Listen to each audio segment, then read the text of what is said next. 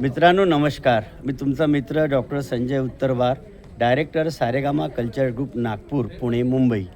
आता आपल्यासोबत आहेत रोहन महापुसकर सर, जे एप्रिल मे 99 या चित्रपटाचे दिग्दर्शक आहेत आणि मराठी फिल्म फेस्टिवलमध्ये आता नुकताच हा चित्रपट सादर झाला. अतिशय सुंदर कलाकृती आहे मित्रांनो. तर आपण महापुसकर सरांकडून ऐकूया की कलाकृतीबद्दल त्यांना का स्फूर्ती झाली आणि कशी सुचली.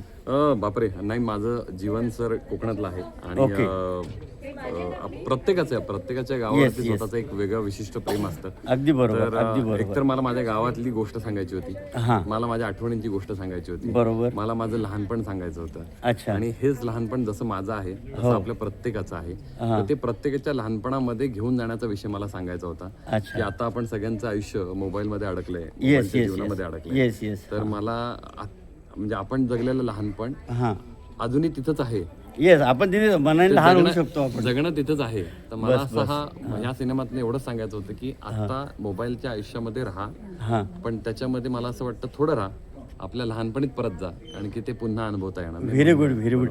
सर, या चित्रपटाच्या दरम्यान मी सुद्धा माझं बालपण अनुभवलं पूर्ण. म्हणजे त्या टीन एजमध्ये मी कसा होतो तसेच हे तुमचे चित्रपटातले पात्र जे होते त्यांचं बोलणं, चालणं, वागणं आहे ना.